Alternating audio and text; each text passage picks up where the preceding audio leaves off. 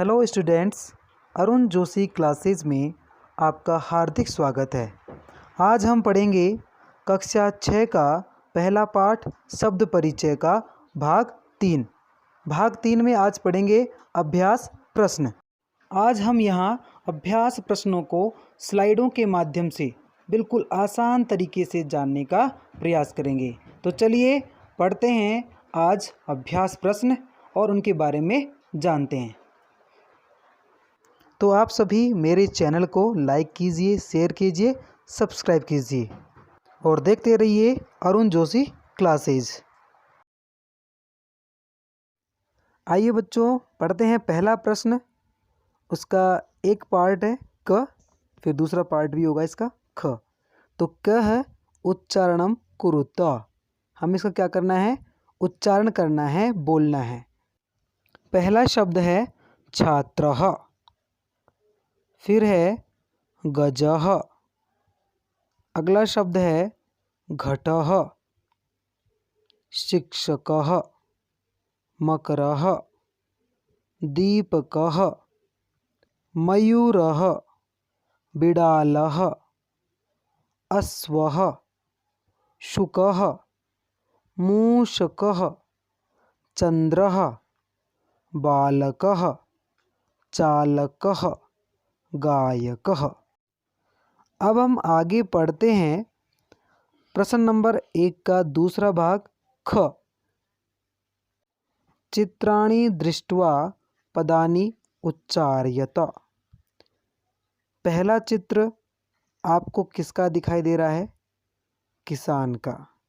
यही किसान है, तो संस्कृत में क्या हो जाएगा? कृषकः। अब हमें दूसरा चित्र दिखाई दे रहा है एक बैल का, तो इसको बोलेंगे हम संस्कृत में वृषभः।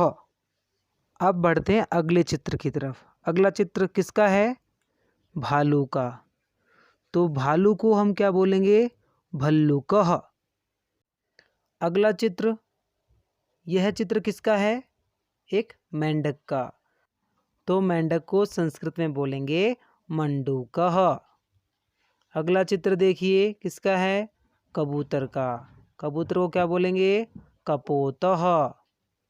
अगला चित्र है एक पलंग का। किसका है? पलंग का, जिस पे हम सोते हैं, उसको संस्कृत में बोलते हैं पर्यंकः। अगला चित्र देख लेते हैं। अगला चित्र है एक टेलीफोन का। जो तार वाला टेलीफोन है, इसको हम बोलेंगे दूरभाषः। अगला चित्र है एक कौवे का। तो कौवे को हम क्या बोलते हैं? काकः। और अंतिम चित्र है एक दर्जी का। दर्जी को हम संस्कृत में बोलेंगे शौचिकः। यहाँ आपका पहला प्रश्न पूर्ण होता है। अब हम पढ़ेंगे दूसरा प्रश्न। दूसरे प्रश्न को भी 2 पार्ट्स में डिवाइड किया गया है। पहला है क, वर्ण संयोजनेन पदम लिखता। अर्थात अक्षरों को जोड़कर उनका संयोजन करके एक पद बनाना है, एक शब्द बनाना है। पहला एग्जाम्पल दिया गया है यहाँ पे, च धन अ, इसको मिला के हम बना देंगे च। श धन ए को मिलाकर हम क्या बना देंगे? श। क धन ए को मिलाकर हम क्या बना देंगे? कह। तो पूरा क्या बन जाएगा? शब्द चषकः। अब हमें इसी प्रकार अन्य अक्षरों को जोड़कर शब्द बनाने हैं। पहला है श धन औ, क्या हो जाएगा? शौ। च धन ई, ची। क धन अह, कह।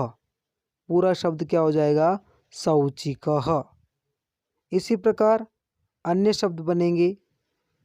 इसके बाद बनेगा श धन उ, शु। न धन अ, न। क धन औ, कौ। तो क्या बन जाएगा? शुनकौ। अब हमें और शब्द भी ऐसे ही बनाने हैं। तो अगला बन जाएगा धावतः, उसके बाद अगला बनेगा वृद्धाः और अंतिम बनेगा क्या, गायन्ति। जिस प्रकार मैंने शुरू के 3 प्रश्नों को समझाया है, चषकः, शौचिकः, शुनकौ, उसी प्रकार आपको अंतिम 3 वाले भी बनाने हैं और प्रयास करें, बनाकर देखें कि शब्द कैसे बनते हैं। अब आगे बढ़ते हैं प्रश्न नंबर 2 के दूसरे भाग की तरफ। ख पदानाम वर्ण विच्छेदम प्रदर्शयत। अब जो ये शब्द हैं उनका वर्ण विच्छेद करना है। तो यहाँ पर एक उदाहरण दिया हुआ है, लघुः। लघु में ल को 2 भाग में डिवाइड किया है, ल धन अ, और घु को घ धन उ। ठीक है, तो क्या बन जाएगा, लघुः। इसी प्रकार हम अगले शब्दों का भी वर्ण विच्छेद करेंगे। पहला है सीव्यति। सीव्यति का यहाँ वर्ण विच्छेद किया हुआ है। इसमें स धन ई को मिलाएंगे तो सी। वह पहले से आधा है, इसलिए हम पहले हलंत लगा के वह लिख देंगे। य में अ मिला हुआ है और त में ई, तो सबको अलग अलग कर लेंगे। उसी प्रकार सब में करेंगे हम। वर्णाह को भी ऐसे ही करेंगे, इसमें दिखाई दे रहा है आपको। कुक्कुरऊ को भी ऐसे ही इसका वर्ण विच्छेद करेंगे। अगला है मयूराहा। मयूराहा में भी इसका हम वर्ण विच्छेद कर लेंगे, अलग अलग भाग में डिवाइड कर लेंगे। अंतिम है बालकः, इसको भी हम अलग अलग वर्ण में डिवाइड कर लेंगे। ठीक है, तो चलिए बच्चों पढ़ते हैं प्रश्न नंबर 3। उदाहरणं दृष्ट्वा रिक्त स्थानानि पूरयत। उदाहरणों को देख करके रिक्त स्थान की पूर्ति कीजिए। एग्जाम्पल दिया हुआ है, चषकः एक वचन का रूप है, चषकौ द्विवचन का, चषकाः बहुवचन का। इसी प्रकार यहाँ पर सभी के एक वचन, द्विवचन और बहुवचन रूप बनाने हैं। यहाँ पर जो अगला दिया हुआ है बलिवर्दौ, इसका मेन जो शब्द है वह है बलिवर्द। इसका एक वचन बनेगा बलिवर्दः, द्विवचन यहाँ पर दिया हुआ है बलिवर्दौ, और बहुवचन बन जाएगा बलिवर्दाः। जैसे चषकः वैसे बलिवर्दः, चषकौ बलिवर्दौ, चषकाः बलिवर्दाः। इसी प्रकार सभी के जितने भी यहाँ शब्द दिए हैं उन्हीं को बनाना है। अगला है शुनकः, शुनकौ, शुनकाः। अगला शब्द है मृग, तो इसका बनेगा एक वचन में मृगः, द्विवचन में मृगौ, बहुवचन में यहाँ दिया हुआ है मृगाः। अगला है शौचिकः शब्द, तो एक वचन में बनेगा शौचिकः, द्विवचन यहाँ दिया हुआ है शौचिकौ, बहुवचन में बनेगा शौचिकाः। अगला शब्द है मयूर, तो मयूर का एक वचन बनेगा मयूरः, द्विवचन बनेगा मयूरौ और बहुवचन बनेगा मयूराः। यहाँ तक आपको समझ में आ गया होगा। तो बढ़ते अगले प्रश्न की तरफ। चलिए प्रश्न नंबर 4 को पढ़ते हैं। चित्राणि दृष्ट्वा संस्कृत पदानि लिखता। मतलब चित्र को देखकर इनके संस्कृत शब्द लिखने हैं। पहला चित्र आपको दिखाई दे रहा होगा, किसका है, हाथी का, तो इसको संस्कृत में क्या बोलेंगे, गजः। दूसरा चित्र है एक कौवा, कौवा है ना, तो क्या बोलेंगे हम इसको, काकः। अगला चित्र है चंद्रमा का, तो उसको क्या बोलेंगे, चंद्रः। अगला चित्र है एक ताले का, लॉक, तो उसको संस्कृत में बोलेंगे तालः। उसके बाद अगला चित्र है एक भालू का, जो पहले भी आ चुका है, इसका हो जाएगा भल्लुकः। और अंतिम है एक बिलाव का, बिल्ली का नहीं है ये, बिलाव का है, क्योंकि हम पढ़ रहे हैं अकारांत पुल्लिंग शब्द। बिल्ली का संस्कृत होता है मार्जारी, और यहाँ पर बिलाव है तो बिलाव का संस्कृत होगा बिड़ालः। तो अब आगे बढ़ते हैं प्रश्न नंबर 5 की तरफ। चित्रम दृष्ट्वा उत्तरम लिखता। चित्र को देखना है और उत्तर लिखना है। पहला एग्जाम्पल दिया गया है, बालकः किम करोति, बालक क्या करता है, या क्या कर रहा है। तो हमें अब क्या करना है, चित्र को देखना है। चित्र में देख रहे हैं तो क्या लग रहा है कि यह बच्चा क्या कर रहा है, यह बालक पुस्तक पढ़ रहा है। तो हमें क्या उत्तर देना होगा, बालकः पठति। अगला प्रश्न है अश्वौ किम कुरुतः, घोड़े क्या कर रहे हैं। तो हमें चित्र की तरफ जाना है। चित्र देखिए, चित्र में घोड़े क्या कर रहे हैं, घोड़े दौड़ रहे हैं। तो उत्तर क्या आ जाएगा, अश्वौ धावतः। दो घोड़े हैं इसलिए धावती धावतः द्विवचन का रूप आ जाएगा। अगला प्रश्न है कुक्कुराः किम कुर्वन्ति, कुक्कुराः किम कुर्वन्ति, कुत्ते क्या कर रहे हैं, कुत्ते क्या कर रहे हैं। चित्र देखिए, चित्र में दिखाई दे रहा है कि कुत्ते भौंक रहे हैं। तो इसका संस्कृत हो जाएगा कुक्कुराः बुक्कन्ति, बहुवचन का रूप बना देंगे, कुक्कुराः बुक्कन्ति। अगला प्रश्न है छात्रौ किम कुरुतः, ये दो छात्र हैं वो क्या कर रहे हैं। चलिए चित्र को देखते हैं। तो चित्र को देखने के बाद हमें पता लग रहा है कि ये छात्र क्या कर रहे हैं, गा रहे हैं। तो क्या बन जाएगा, छात्रौ, दो हैं तो द्विवचन का रूप छात्रौ गायतः। अगला प्रश्न है कृषकः किम करोति, किसान क्या कर रहा है। तो चलिए चित्र देखते हैं। तो चित्र में देखने पर पता लग रहा है कि यह खेत जोत रहा है। तो इसका संस्कृत बनेगा कृषकः क्षेत्रम कर्षति। अगला प्रश्न है गजौ किम कुरुतः, हाथी क्या कर रहे हैं। गजौ द्विवचन का रूप है, दो हाथी हैं इसलिए। तो गजौ किम कुरुतः, हाथी क्या कर रहे हैं, हाथी चल रहे हैं। तो गजौ चलतः। ठीक है बच्चों, अब हम पढ़ेंगे अगला प्रश्न, प्रश्न संख्या 6। पदानि संयोज्य वाक्यानि रचयतः, पदों को जोड़कर वाक्य बनाने हैं, वाक्य की रचना करनी है। यहाँ पर सबसे पहले हम इन दोनों को नाम दे लेते हैं। पहले वाले को हम दे देते हैं क, दूसरे वाले को दे देते हैं ख। क और ख हो गए। अब क्या करेंगे, क और ख दोनों भागों में लिखे हुए शब्दों के आगे 1, 2, 3, 4 और 5 लिख देंगे, जिससे हमें मिलाने में क्या हो जाएगी, आसानी हो जाएगी। तो चलिए मिलाते हैं। पहला है गजाहा। तो गजाहा एक क्या है, बहुवचन रूप है। तो इधर भी हम जो क्रिया रूप हैं उनमें देखते हैं नृत्यंती एक बहुवचन रूप है और चलंती एक बहुवचन रूप है। तो गजाहा नृत्यंती, गजाहा चलंती। अब इनमें से हमें जो इसके साथ, किसके साथ, गजाहा के साथ सुनियोजित क्रियापद लगेगा वो ही लेंगे। तो गजाहा नृत्यंती, हाथी नाच भी सकता है। गजाहा चलंती, हाथी चलता भी है। लेकिन जो ये करता है इसमें एक मयूरा शब्द भी है। मयूराहा वो नाचता है, वो भी बहुवचन में है। तो इसलिए हम मयूरा के लिए नृत्यंती शब्द अच्छा रहेगा, इसलिए हम मयूराह के लिए नृत्यंती शब्द छोड़ देते हैं और गजा के साथ कह लेते हैं चलंती। तो वाक्य क्या बन जाएगा, गजाहा चलंती। अगला है सिंहौ।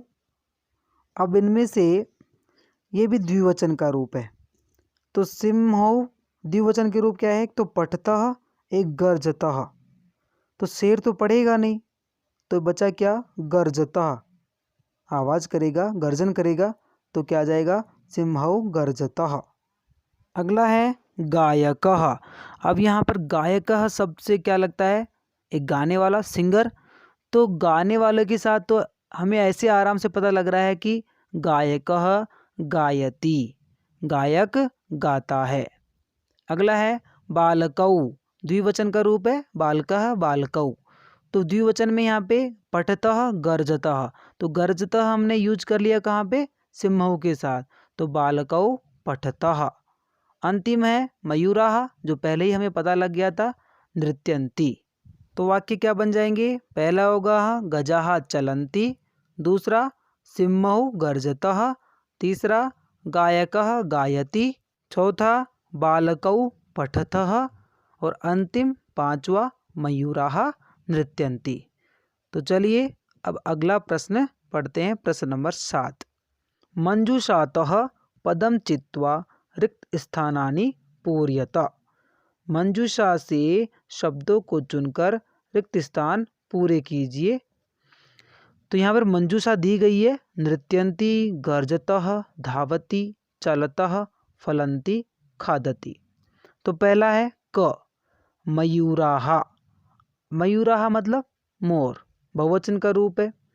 यहाँ पर हम मंजूषा में बहुवचन के रूप है, एक तो नृत्यन्ति, दूसरा है फलन्ति। तो मयूराः मोर क्या करते हैं? नृत्यन्ति, नाचते हैं। दूसरा है ख, गजौ। गजौ द्विवचन का रूप है। द्विवचन में यहाँ पे जो क्रियापद हैं वो कौन कौन से हैं? तो गर्जतः और दूसरा है चलतः। गजौ गर्जतः। गर्जतः, क्या हाथी गरजते हैं? नहीं। तो अगला आएगा चलतः, हाथी चलते हैं। गरजते कौन है? सिंह, शेर। तो गर्जत शब्द शेर के लिए आएगा। तो अगला है ग, वृक्षाः। वृक्षाः बहुवचन का रूप है। पहले ही बहुवचन के दो रूप थे, नृत्यन्ति जो मयूरा के लिए यूज हो चुका है, फिर बचा क्या? फलन्ति। तो वृक्षाः फलन्ति। सिंहौ, ये भी द्विवचन का रूप है। तो गर्जतः चलतः। चलतः गजौ के लिए, तो सिंहों के लिए क्या आ जाएगा? गर्जतः, शेर गरजते हैं। अगला है ङ, वानरः। एक वचन का रूप है। इसके साथ क्या आ जाएगा? एक तो है धावति और एक खादति। तो वानरः खादति। अंतिम है च, अश्वः। ये भी एक वचन का रूप है। तो एक ही बचा, धावति। अश्वः धावति, घोड़ा दौड़ता है। चलिए चलते हैं अंतिम प्रश्न की तरफ। प्रश्न नंबर संख्या 8। सः, तौ, ते इत्येतेभ्यः उचितं सर्वनाम पदम चित्वा रिक्त स्थानानि पूरयत। यहाँ पे सर्वनाम शब्द हैं, कौन कौन से हैं? सः, तौ, ते। सः एक वचन के लिए, तौ द्विवचन के लिए और ते बहुवचन के लिए प्रयोग करेंगे। एग्जाम्पल है अश्वः धावति, घोड़ा दौड़ता है। अश्वः यहाँ पर ये एक वचन है, इसलिए सः, तौ, ते में से हमने स का प्रयोग किया, सः धावति। क, गजाः चलन्ति। गजाः बहुवचन का रूप है, इसलिए हम यहाँ पर क्या प्रयोग करेंगे? बहुवचन के लिए ते। तो क्या हो जाएगा? ते चलन्ति। ख, छात्रौ पठतः। छात्रौ द्विवचन का रूप है, इसलिए हम द्विवचन के साथ किसका प्रयोग करेंगे? तौ का प्रयोग करेंगे। तो वाक्य बनेगा तौ पठतः। ग, वानराः क्रीडन्ति। वानराः बहुवचन का रूप है, इसलिए वानराः के स्थान पर हम किसका प्रयोग करेंगे? ते का। तो क्या बन जाएगा? ते क्रीडन्ति। घ, गायकः गायति। गायकः गायति, यह एक वचन का रूप है, गायकः, इसलिए एक वचन के साथ हमें क्या लगाना होगा? गायकः के स्थान पे सः। तो सः गायति। अंतिम है मयूराः नृत्यन्ति। मयूराः एक बहुवचन का रूप है, इसलिए मयूराः के स्थान पर हम प्रयोग करेंगे ते। तो वाक्य बनेगा ते नृत्यन्ति।